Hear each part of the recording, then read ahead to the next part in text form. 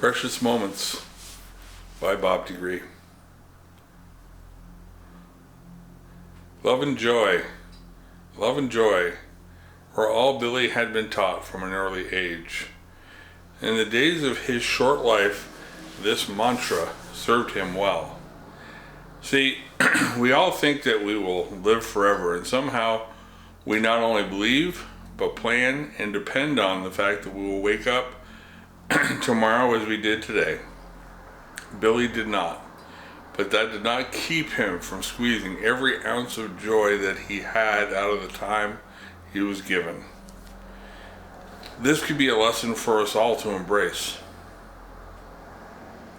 William Kenneth Clare, born to Susan and Jason Clare on January 13th, 1977 at 9:06 in the evening.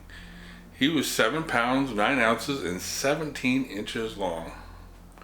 From the time his mom and dad took him home, everyone commented on what a good baby he was. He never cried and slept through the night right from the start. Susan and Jason felt so blessed to have such a good baby. Days seemed to pass quickly as the bell sounded every hour on their grandfather clock. Billy was growing up so fast and soon to become a role model for us all. Billy had the incredible ability to share his kindness and joy by osmosis. Everyone who was in Billy's presence, even as a very young boy, was transformed by the energy of love he exuded and seemed to plant selflessly inside us all. Now, this is no eulogy. It's a celebration of an example of a life that he made a choice to live, regardless of the obstacles that may or may not enter his path. And there were many. When Billy was 5, he was playing wiffle ball with the kids from the neighborhood when the ball the pitcher threw hit Billy in the chest. This wasn't anything that didn't happen several times a game, so it was no big deal. The game continued, a game in which Billy's team won. As Billy walked into the kitchen with overwhelming joy covering his face while he told his mother about the win and how much he loved his friends. Of course he does. That's how he rolls. That night, Susan was getting Billy ready for his weekly bath. The dirt of enjoying the day seemed to be in every crack and crevice of Billy's skin. She drew a warm bath for him and asked him to get ready.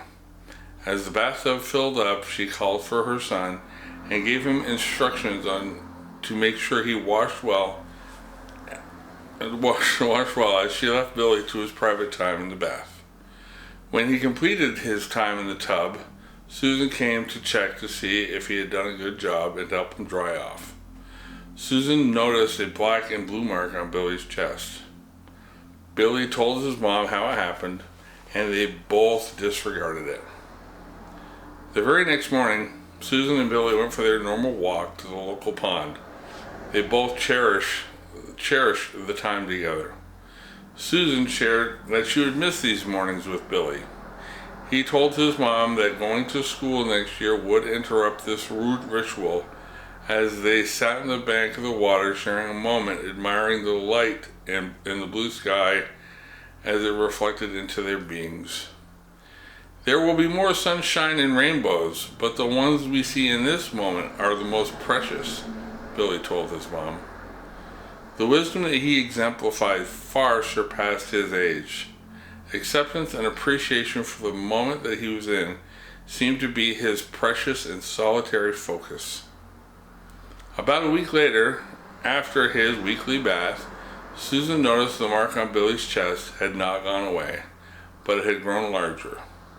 As her motherly concern and hidden panic elevated, she told Billy that they should go see Dr. Waters and have him check out the mark. Billy responded with excitement. He hadn't seen the doctor for a while, and he always told the best jokes. He also had a dog named Grace that hung out in the waiting room. Billy enjoyed giving Grace lots of loves and pets, which the dog returned to Billy tenfold. Love was the message Billy embraced everyone with, those who tried to bully him, or even when he was given the worst news somebody could hear. He had the ability to see the light even when the darkness and sorrow would drain the joy from the rest of our souls. After spending time with the doctor, Doc and Billy sat down. Grace came over and laid her head on Billy's lap as if to buffer Billy from the sadness of the news not yet said. As the doctor began to speak, he told Billy that he had a small bit of cancer that had grown and metastasized around his heart. Billy asked his mom what that meant, and with a tear running down her cheek, she tried to send Billy a hopeful message. But when she opened her mouth, she found herself voiceless. Billy smiled and gave her mother a hug that he felt would give her whatever her emotional bank was lacking. Billy thanked the doctor, scratched Grace underneath her chin, and escorted his mom back to the family car. Try as they might, Susan and Jason never could convey the seriousness of the diagnosis to Billy. He would simply respond by telling them how much he loved them and everyone else. It was as if for every crack in the wall, Billy had the emotional spackle to make it all whole again.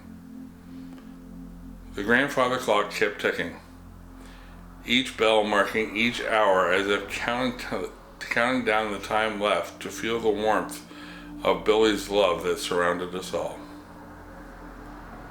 I was not there when he passed, but his ending seemed to be reflective of his life. It is said when Billy was breathing his final breath, he told all the loved ones who surrounded him not to embrace the sorrow of the moment. He said that he was blessed with the experience of life, and he loved everyone who showed him the joy of each moment lived. The last words he spoke were, "This is just the beginning."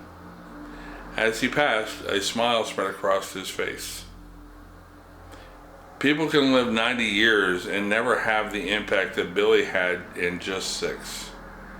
I'd say as much as he believed that the moments he lived needed to be embraced and celebrated, we were also blessed with the gift of God's example of what it can be. I think Billy did what he was sent to do here, and my role is to see it spread like the smile on his face when he passed over to the gentle, nurturing hands of his Maker. Share and embrace love like Billy did. He showed us that moments are a gift of joy and love if we open our minds, eyes, and heart. As it says in Job 5:2, "Surely vexation kills the fool, and jealousy slays the simple." My friend William understood this from the day he was born. Try Billy's paradigm. Live a life of love without hate, jealousy, or frustration. Just open up. All moments have the potential to be filled with joy and love. Joy and love.